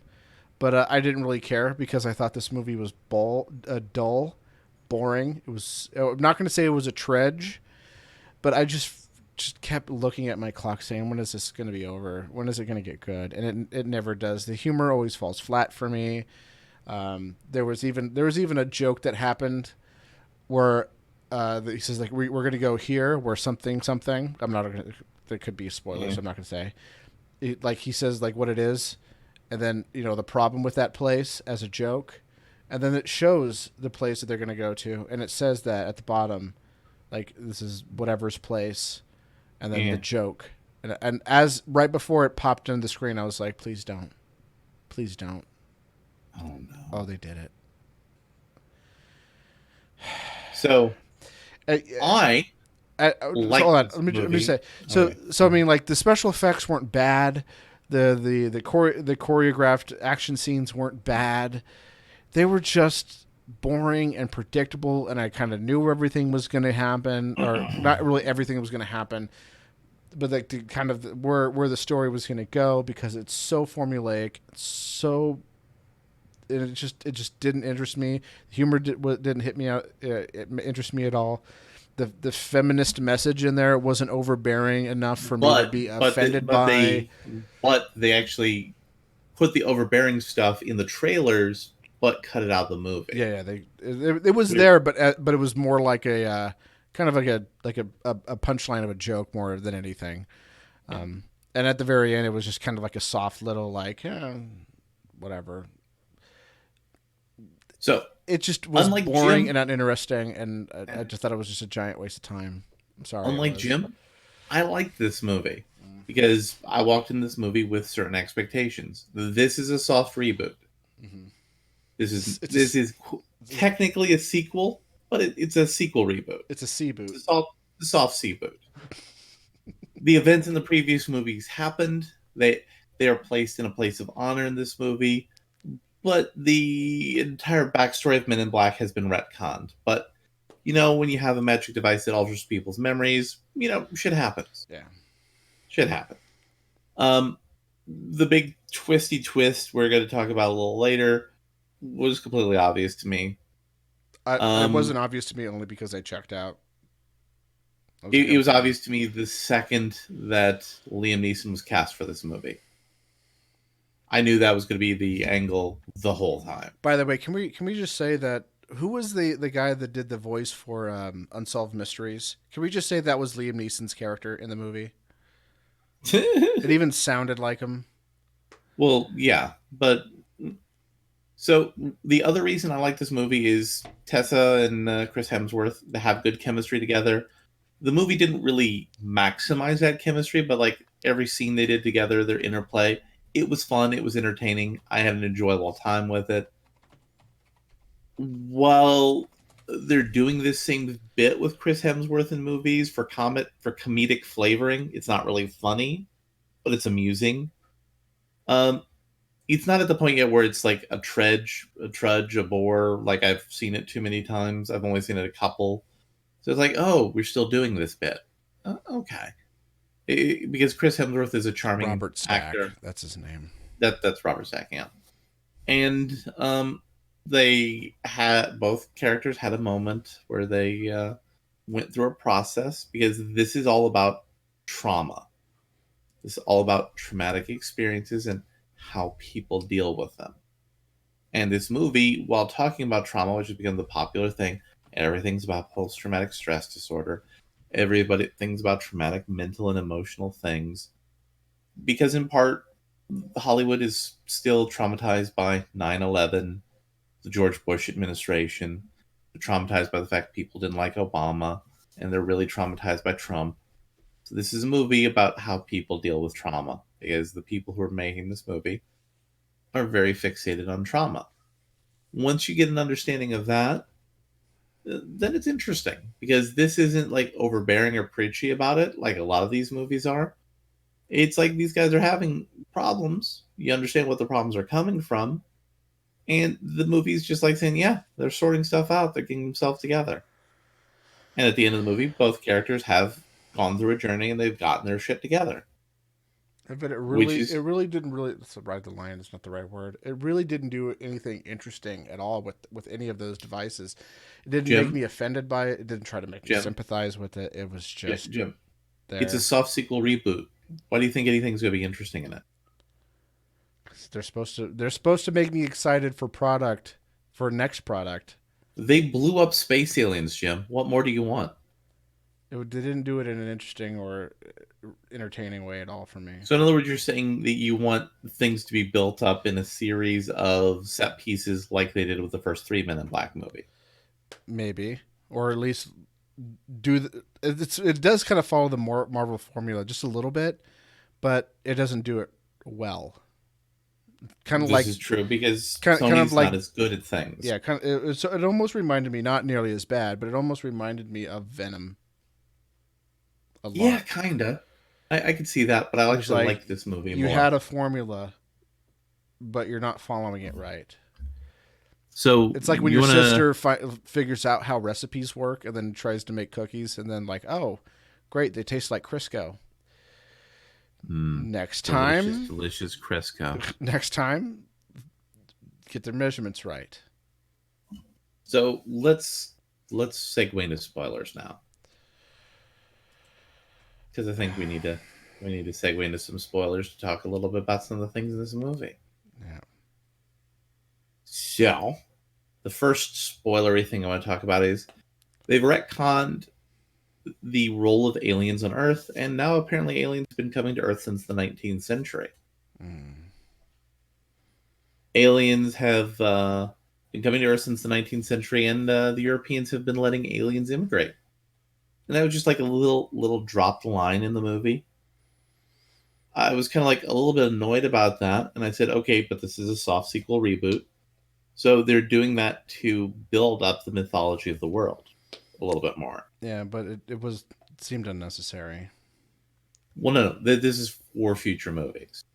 It's done for the express purpose of future movies. You notice there were so many aliens working for MIB now as actual Men in Black agents. Mm-hmm. It's to represent a more diverse world that just happens to have aliens in it, Jim. Why are you being so speciesist? Because I'm bored. Also, it filmed in Marrakesh, just like a little movie you might remember, John Wick 3. Except So I John Wick 3 wonder, was good. well, yeah, but I'm wondering how much of the government of Morocco threw in tax incentives to film there. Yeah. That was one of the things in my movie, but I liked the fact that our two characters had a good dynamic with each other. And she kind of bullshitted him, he kind of bullshitted her. And they focus so much on being successful in an upper level of life is about bullshit. I enjoyed that element of the movie. And how when they got in trouble, they were able to not be in trouble by bullshitting. I thought that was fun and entertaining. They probably could have done that more and better, but I enjoyed it. I enjoyed the fact he was like saying, "No, they're just making stuff up and bullshitting. Stop it." But he later came around when he realized, "Oh shit, there really is a problem." And I liked how that all played together. That was fun and interesting. The problem I had with Chris Hemsworth's character is they made him an incompetent goof until he needed to not be an incompetent goof at the very end. Mm-hmm. They really need to make his character more like Archer. Have you watched Archer yet, Jim? No. You need to watch Archer. Baron can back me up on this. Archer's a great show. You need to watch Archer. Okay. So Archer is a drunk man That'll baby. give me something to watch while I'm waiting for more Orville. Exactly. So Archer's a drunken man baby spy who's emasculated by his mother, who runs the spy agency he's an agent of. But he's super good at murdering people and doing spy stuff. Not in a clean, efficient way, but in a I'm drunk James Bond with a machine gun kind of way. So Chris Hemsworth's character needed to be more like Sterling Archer. They still could have done the whole I'm secretly traumatized over the fact that all my memories have been suppressed, which is all about suppressed memory, PTSD stuff. They could have done more with that if he was playing a character more like Sterling Archer. He could still be a charming, charismatic party boy, but when it's time to be on, he's on like Donkey Kong. Tessa Thompson's character, my biggest problem with her is she was a little bit of a Mary Sue. I mean, they basically try to say, well, she's not a Mary Sue because she doesn't have a life with normal people. But you remember why Will Smith's character got in the original Men in Black, why they recruited him? It's been a while. Because he just chased down an alien. He just on guts, determination, grit, ran down an alien. Tessa Thompson's character is, oh, you're good at everything. You get a 95, 96, 97 on all the tests.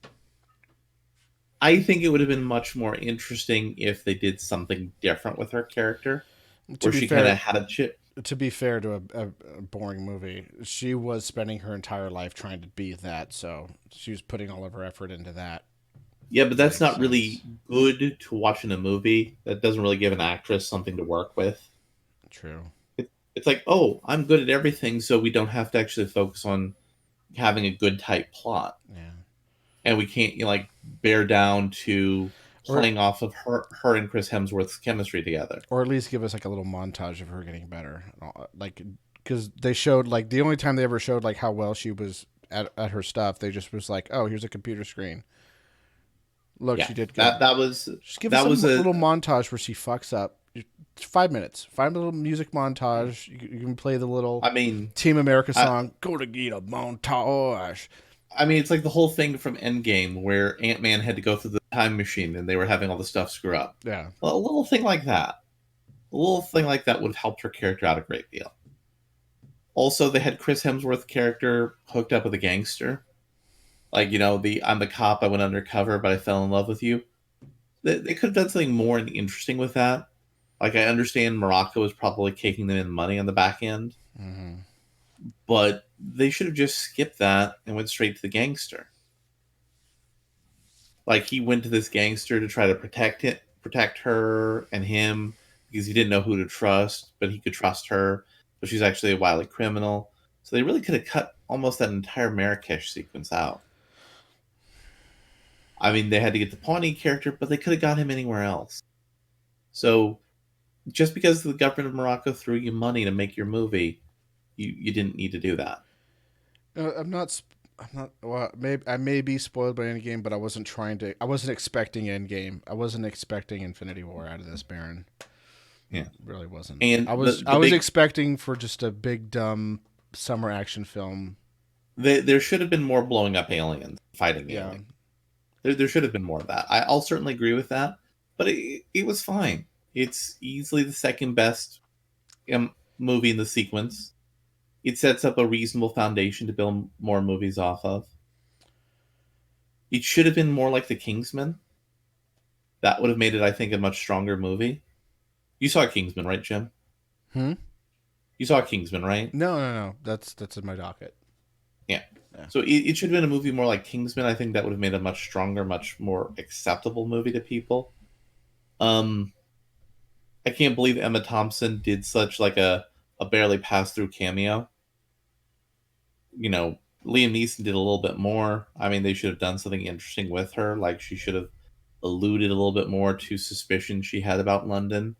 And then like Tessa Thompson's character could have been like listening around for things, like picking up little weird things in her head, like when that was happening, and then she could have jumped in to get close to Chris Hemsworth's character because like he's their top agent, blah blah blah. He saved the world, so that would have given her a reason to gravitate towards him, and then go on the weird mission where he tried to have her have sex with a weird fungus frog alien thing, which he totally did. And she was like, "Listen, I'm down for the mission, but I'm not having sex with that." I kind of enjoyed that bit.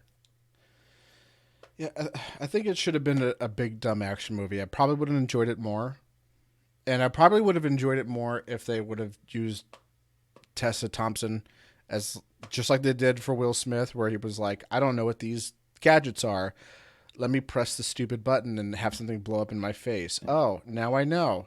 And maybe, I was kind maybe of that annoyed can lead she... for me to later on use that same thing to trick someone else into doing something that'll put them in a weird predicament. I mean, like the thing where she hacked NASA, that would have been much more interesting if they didn't have her already acing the tests for the FBI and the CIA and all that. Yeah. They should have just cut that part out and just had her be a tech support slacker hacker who's like using back-end resources for her company to like access, government databases on aliens and stuff. I mean, if she was that good, she would have already known that the CIA and the FBI didn't know anything about it. I mean, I was engaged enough in the movie that it didn't bother me, but that would have been a stronger script decision. Yeah. I'm thoroughly disappointed in this film. It just... Also, the little blue alien she met as a kid was the bodyguard for the crime boss that Chris Hemsworth's character was dating. Yeah. And the little phrase she said was, "I will brutally murder any person you want in the most painful way possible." Which was kind of a really weird catchphrase for an alien. It was kind of weird and kind of stupid. Yeah. And it was not an enjoyable kind of stupid. It was not a payoff for that little moment. It was not a good payoff at all. So, Baron, you're talking about the animation Godzilla movie that they just came out with? Or are you talking about, like, the whole series? Because they did a whole series of those. So, but yeah, I enjoyed this movie. I think it's a good soft reboot. I think it's probably not... They're probably going to be, like, hesitant on this, but here's a good way to tie this into the just as Disney planned playbook. If this movie is soft and Spider-Man Homecoming does very well, Disney is going to have a stronger hand in dealing with Sony to say, listen, we're keeping Spider-Man at home where he belongs. Mm-hmm. You're not taking him away. We're going to make these movies for you and make you a bunch of money. That's the deal. It's going to be our abusive relationship. Yeah. And there's actually like investors who are trying to do like, oh, the standalone live action movie from 2016. I'll see if I can get a copy of that, Baron. But yeah. So there's actually an investor who's trying to split Sony up. And if Sony splits up and they try to get rid of the Spider-Man properties, it just all reverts back to Disney anyway. So this movie could all be part of Disney's master plan to own all media.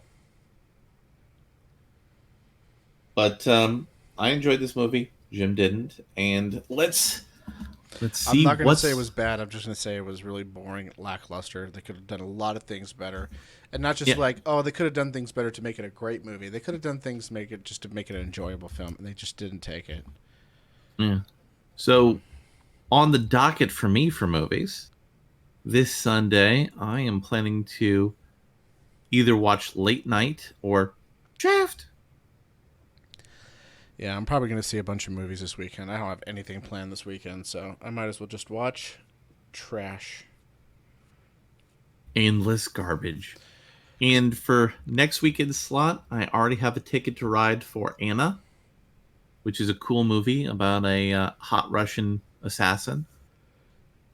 And I will probably see if I can find some way to also catch Toy Story 4. Though that's probably going to be my Sunday movie for next week. Because, yeah, that's going to be hard for me to get to see after work. Because I have nothing to do until Mario Maker comes out, which is not for another 2 weeks. And then the weekend after next is going to be a little movie you might have heard of called Yesterday. It's out the weekend after next. So that's going to be the movie we're both going to definitely be watching because I think that's a really cool movie. Yep. Things will be fun. Hopefully it'll be good. And 4th of July weekend, where I hope to get in a whole bunch of movies, we get Spider-Man Far From Home, which I've been looking forward to seeing. Yep. All right. So we got another recording in progress in the can. Nice. And I really wish I had a neuralizer now to kind of... I wish I had a neuralizer to... Well, I'm not going to say it's that bad. I would say it's like a D plus, C minus, somewhere in there. Yeah. I rated it a solid B+. But that's the show, folks. So Hail it's worms. now time. Hail worms, yeah.